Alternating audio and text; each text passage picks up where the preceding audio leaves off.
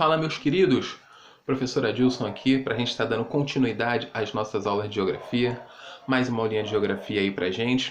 O tema da nossa aula de hoje são os principais meios de transporte no Brasil. Vamos dar? Vamos lá?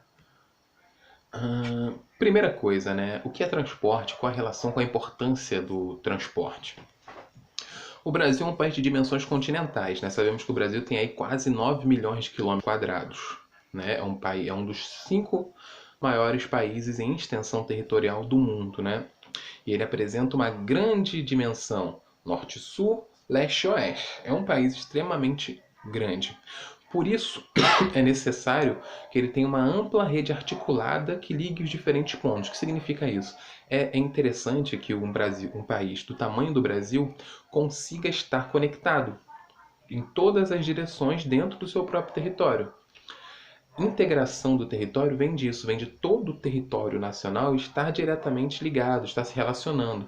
Você tem comércio acontecendo entre a região sul com a região norte, da região norte com a região nordeste, da região nordeste com a região centro-oeste. Você tem todas as regiões do Brasil se relacionando através dos meios de transporte e também dos meios de comunicação, mas a nossa aula hoje se dedica especificamente aos meios de transporte. Beleza?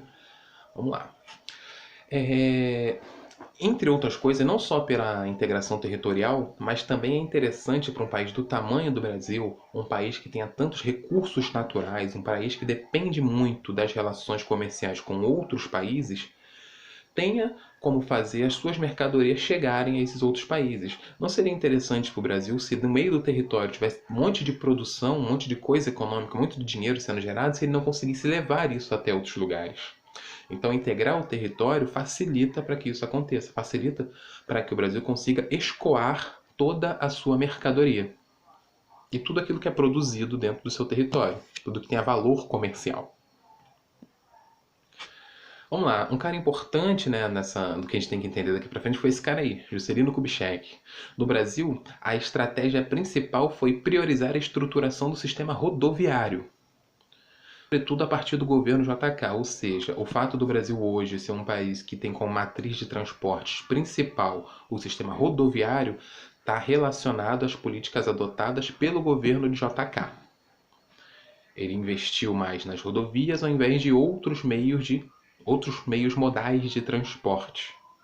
Beleza? Vamos lá. O primeiro tipo de transporte que a gente vai tratar na nossa aula é o transporte rodoviário. O transporte rodoviário é aquele que acontece pelas estradas, né? Pelas rodovias.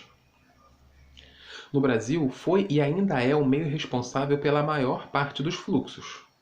Certo? Significa o quê? O transporte rodoviário é o principal tipo de transporte adotado no território brasileiro, seja para pessoas ou seja para mercadorias. E o país priorizou a sua construção, né, a construção do sistema rodoviário para favorecer empresas estrangeiras do setor automobilístico. Era interessante, né, depois do processo de industrialização do Brasil, trazer empresas para o território nacional. E um dos tipos de empresas foram as empresas que produziam automóveis, que produziam caminhões, para que eles se instalassem no Brasil. Para favorecer essas empresas, né, os governos da época implementaram em grandes investimentos no sistema rodoviário de transporte, na construção de grandes estradas. Tem um mapa aí, né, com as principais rodovias no território brasileiro. Todas essas linhas vermelhas em destaque são rodovias, são estradas por onde as mercadorias e as pessoas passam.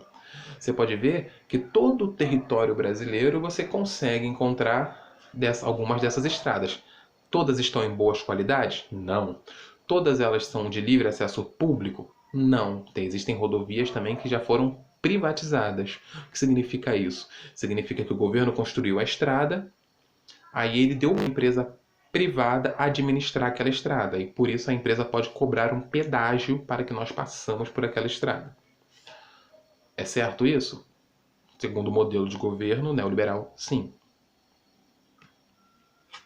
Eu trouxe a vocês um top 3, né, de 3 principais rodovias, né, no território brasileiro. A primeira, a BR-116, é considerada a principal rodovia do Brasil. É também a maior e totalmente pavimentada do país, a BR-116. Ela corta o litoral brasileiro do nordeste ao sul, iniciando-se em Fortaleza e finalizando em Jaguarão, no Rio Grande do Sul. fronteira com o Uruguai. Essa rodovia possui uma extensão de aproximadamente 4.500 quilômetros e corta 10 estados. Beleza?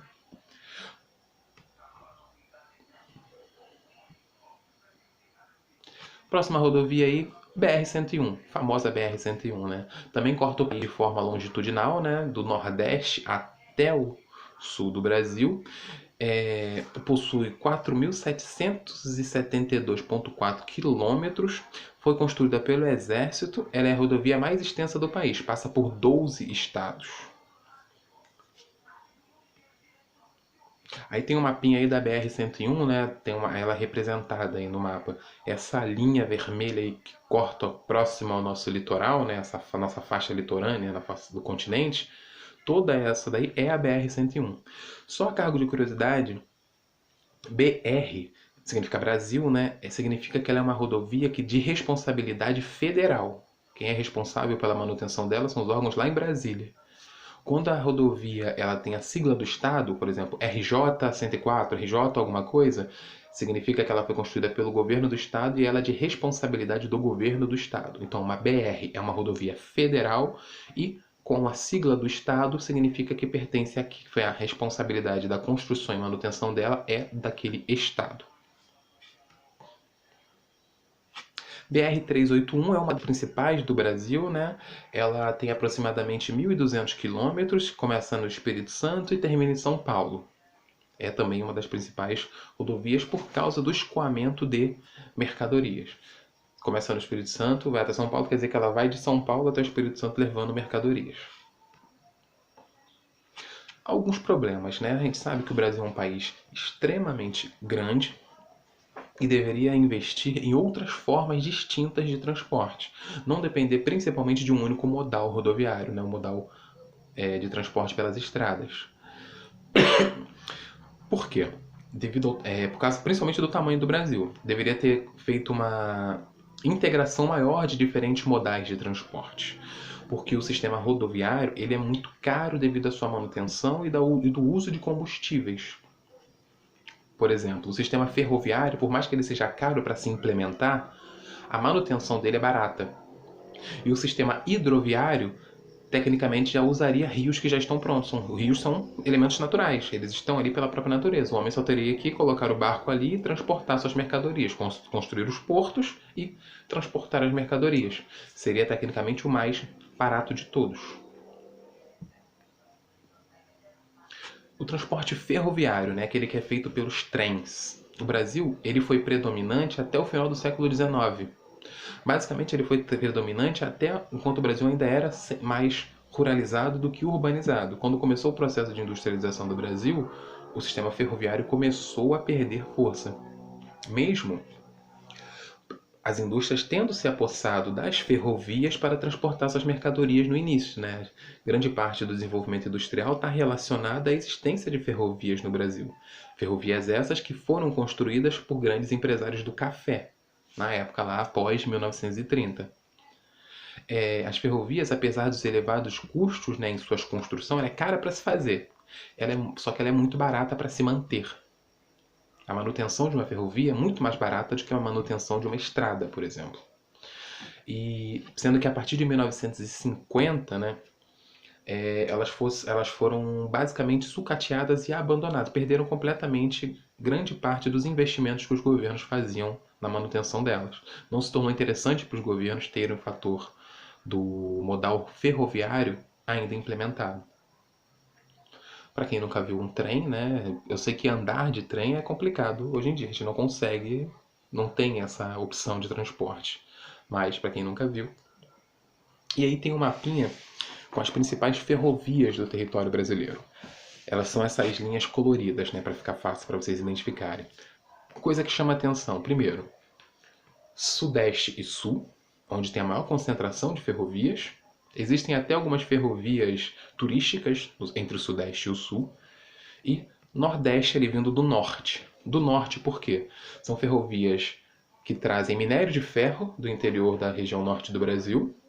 E se você reparar outra coisa, a maior parte está no litoral. Ou seja, elas trazem mercadorias do interior do território brasileiro e levam a portos no litoral para serem vendidas para outros países. Ou seja, as ferrovias elas têm feito um papel de transportar matéria-prima. Traz a matéria-prima do interior do território brasileiro e leva até o litoral. Transporte hidroviário é o transporte realizado pelas águas, pelos rios. O transporte hidroviário é o que possui a menor representatividade e participação no sistema de deslocamento nacional, ou seja, é o menos desenvolvido. Tem a menor quantidade de vias de transporte e é o que recebe menos investimento do Estado. Mesmo o Brasil sendo um dos países com a maior quantidade de recursos hídricos do mundo. Ou seja, o nosso potencial hidroviário ele é muito subaproveitado. Se ocorressem investimentos federais, direcionados especificamente ao transporte hidroviário, esse ramo de transporte poderia crescer muito no Brasil. Só que o grande problema também é que grande parte dos nossos rios urbanos, que são por onde teria maior concentração de passageiros, seria maior concentração de transporte de mercadorias, esses rios estão assoreados e poluídos. Então, para o transporte hidroviário se desenvolver no Brasil, teria que ser feito junto com isso um projeto de despoluição dos grandes rios urbanos que correm dentro das principais cidades do Brasil. Transporte hidroviário é isso, você pode ver que tem várias embarcações de grande porte, e elas transportam as mercadorias, sejam nos seus porões ou na superfície do seu convés, dentro de containers. Containers são aquelas grandes caixas que a gente vê, aquelas grandes caixas de ferro que transportam mercadorias. A gente chama isso de containerização da produção, é a produção transportada exclusivamente dentro daquelas grandes caixas de ferro vermelhas. Agora, transporte